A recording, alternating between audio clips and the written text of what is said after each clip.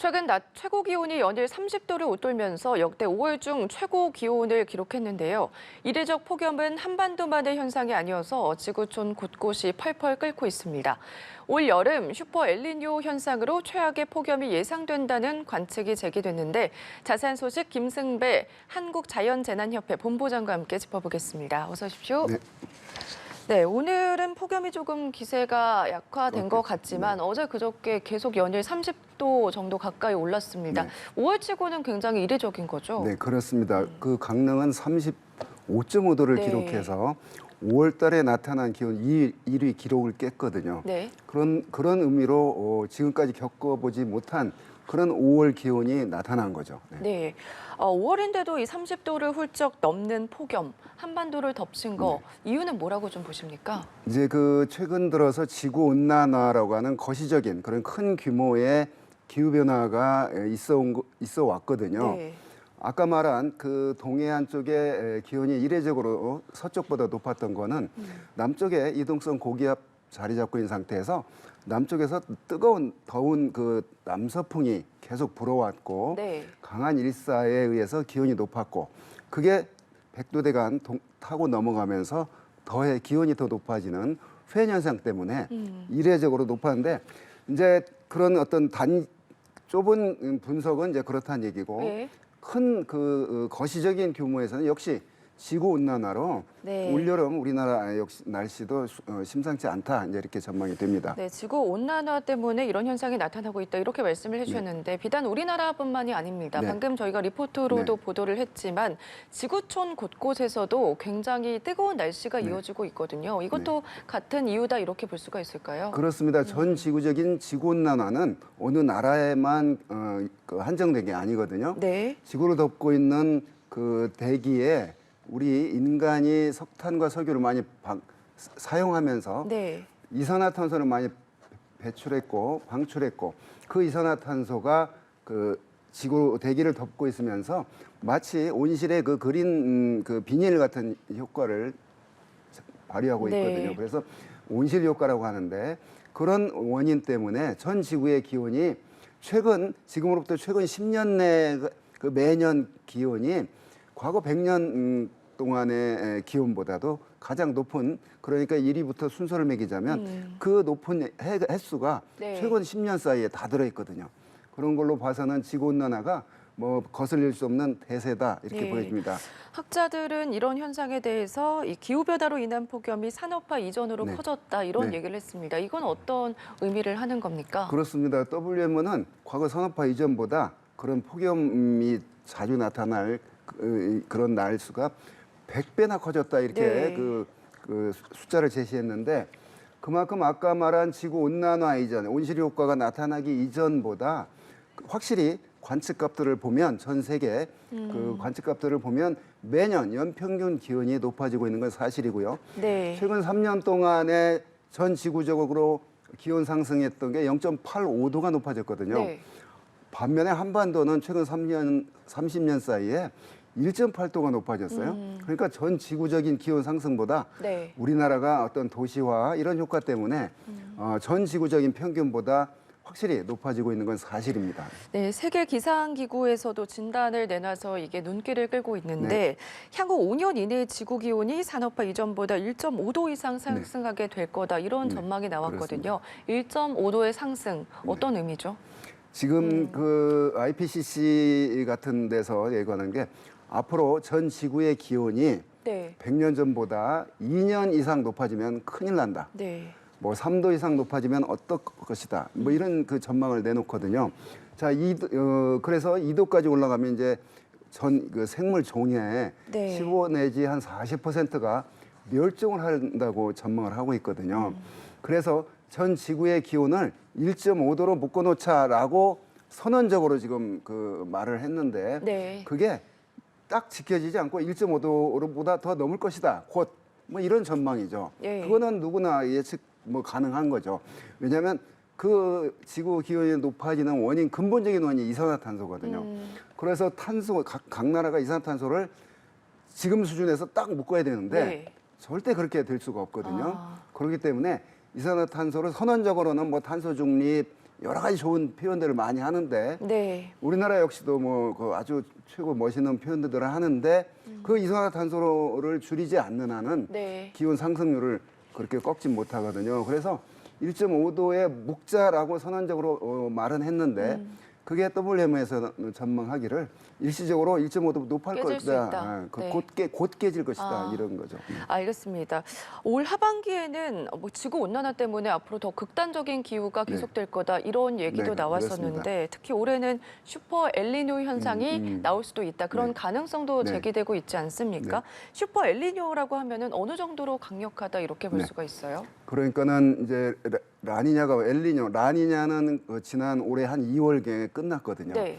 적도 부근의 그 동태평양, 중태평양, 동태평양의 엘니뇨 감시구역 바다의 해수면 온도가 네. 0.5도보다 높냐 낮냐로 라니냐냐 엘니뇨 하거든요. 지금은 아직은 높아지지는 않았고요. 라니냐가 끝나고 엘니뇨로 향하는, 그러니까 엘니뇨를 향해서 바닷물의 온도가 높아지고 있는 상태이기 네. 때문에 엘니뇨 발달기라고 볼 수 있는데 네. 아직은 뭐 슈퍼 엘니뇨 뭐 이런 걸 얘기하기는 좀 이른데, 그러나 이번에 한 7월 달, 지금이 5월 달이니까 네.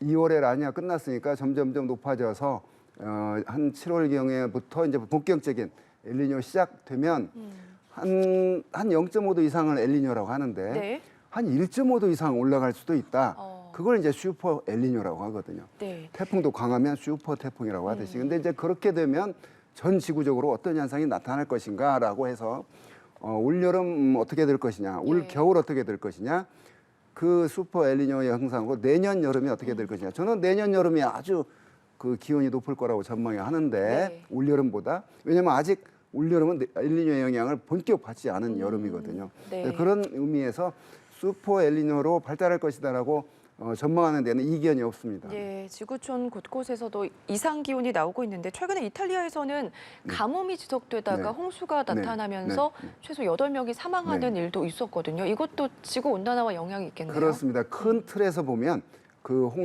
태풍이 강해진다거나 폭염이 늘어난다, 한파가 있다거나 네. 가뭄이 어디서 나타난다거나 그런 가뭄으로 산불이 난다거나 예. 이런 것들이 큰 규모에서 보면 아까 말한 거시적인 규모로 기후변화, 지구온난화에는 기후변화라고 말할 수 있고요.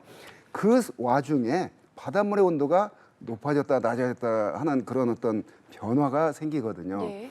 자, 금방 아까 이태리에 가뭄이 있다가 또 홍수가 지고 이런 게 과거 3년에 라니냐였거든요. 네. 그 라니냐로 인한 현상들이 이 바닷물의 온도가 높아지고 낮아지는 게 전 지구적인 어떤 대기 순환에 영향을 미치기 때문에 호주에서는 건조한 상태로 극심한 그 산불을 겪고 네. 그 작년 여름에 유럽의 폭염, 또 아시아 지역의 폭염, 네. 올해 이른 4월, 5월 그 폭염이 나타난 이런 것들이 아직은 엘니뇨라고 본격적으로 말할 수는 없지만 네. 저는 그 지난 3년간 그 라니냐로 인한 어떤 그 대기에 영향을 미치는 어떤 후유증이라고 보여지고요. 네. 거기에다가 이제 바닷물의 온도가 찬 상태에서도 기온이 이렇게 높아졌는데 네.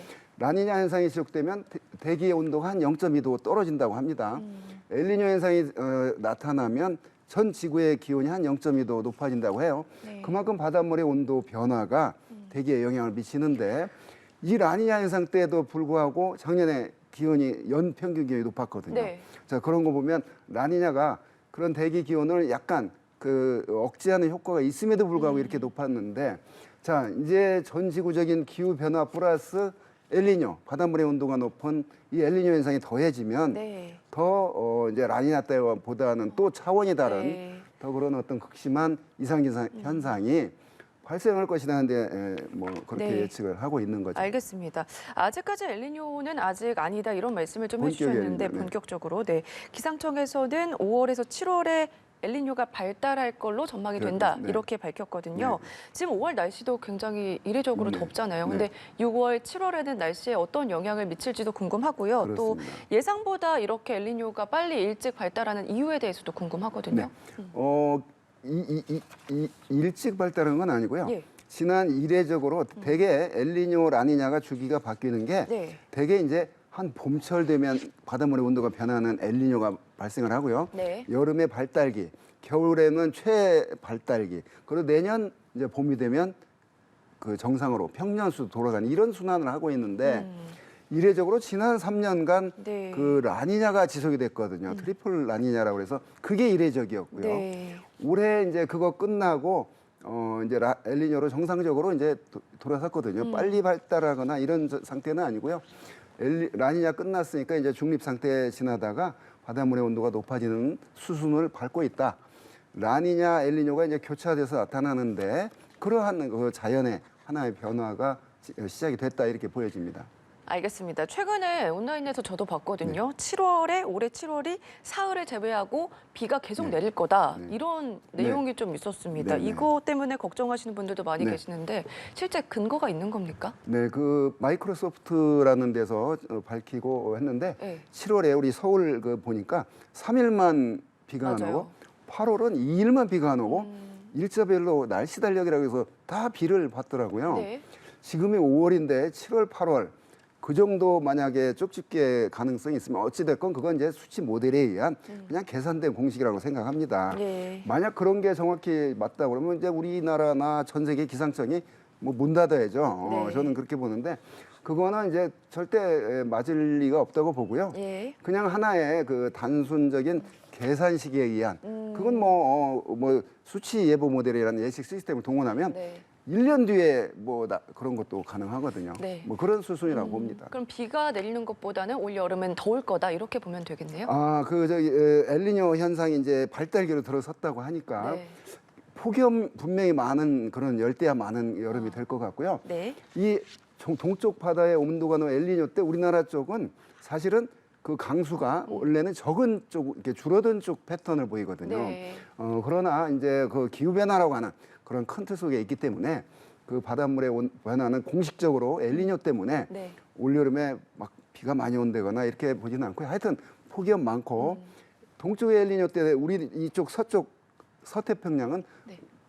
강수가 적어지는 추세에 들었는데 아마 어찌됐건 비 많고 네. 더운 날 많은 그런 여름 될 겁니다. 알겠습니다. 여기까지 들어보겠습니다. 지금까지 김승배 한국자연재난협회 본부장과 함께 짚어봤습니다. 고맙습니다. 네.